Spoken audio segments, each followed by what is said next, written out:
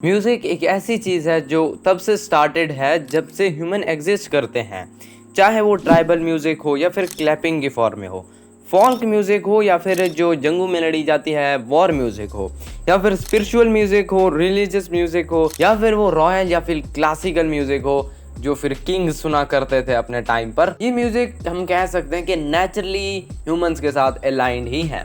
But तुम्हें इससे अच्छी चीज़ बताऊं, देन ये म्यूज़िक चेंज हुआ, इसमें इमोशंस ऐड किए गए, देन ये म्यूज़िक लव, उसके बाद सैड या फिर एटीट्यूड वाले में चेंज हो गया।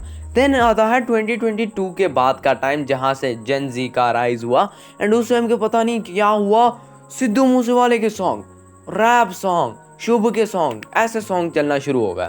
एंड उससे भी घटिया वाहियात चीज़ हुई 2022 के बाद, जब सिग्मा अल्फा का ऐसे ऊपर अपवर्ड जब ग्राफ गया ना, उसके बाद चला फोक म्यूजिक, ठा ठा ठा, उस पर रोनाल्डो की एडिट बन रही है, कभी किस की एडिट बन रही है, कभी किस की एडिट बन रही है।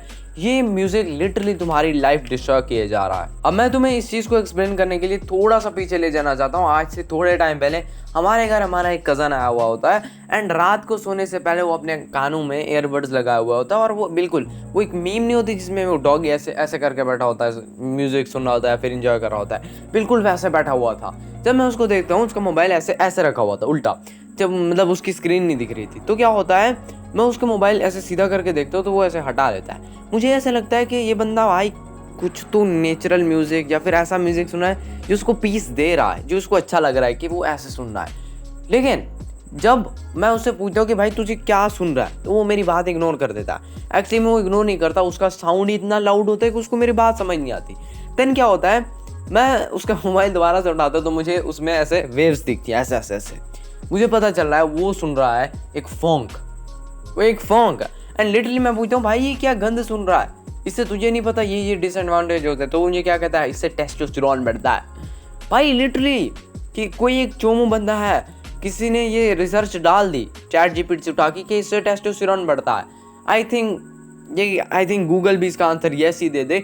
लेकिन लिटरली तुम खुद सोचो, एक ऐसा म्यूजिक जो तुम्हारे कान फाड़ रहा है, उससे तुम्हारा टेस्टोस्टेरोन कहाँ बढ़ सकता है।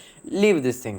उसके बाद ऐसा ही सेम मैंने कई बंदों को सुना है गली में आते जाते, जो शुभ के सिद्धू मूसेवाले के गाने सुन रहे होते हैं। उनको एक ऐसी फील आती है जैसे वो एक गैंगस्टर हो। इमेजिन करो तुम सुबह को उठते हो एंड तुम उस वक्त डिसाइड किए होते हो कि आज ना दिन अच्छा गुजरेगा, आज मैं कुछ अच्छा करूंगा आज के दिन में, लेकिन तुम्हारे माइंड में सिद्धू मूसेवाले के गाने सुन रहे हैं। मैं उसको हेट नहीं दे रहा, लेकिन उसके गानों को बात कर रहा हूँ। उसका गाना लेट से तुम्हारे माइंड में चल रहा है, 295 करेगा तो हेट मिलेगी, तो तुझे कैसा फील होगा? लाइक तुम्हें बुरा फील होगा कि मतलब क्या यार, मैं सोच रहा था कि आज कुछ अच्छा करूंगा और सिद्धू मूसेवाला का गाना बजे जा रहा है, बजे जा रहा है, बजे जा रहा है, शुभ का गाना चले जा रहा है, चले जा रहा है। तुम्हें गैंगस्टर फील आएगी।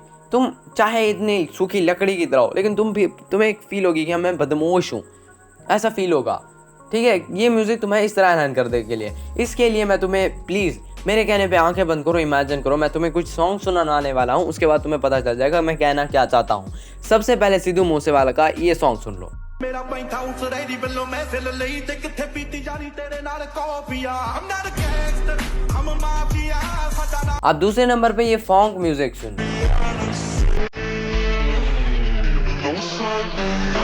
अब तीसरे नंबर पे ये म्यूजिक सुन लो।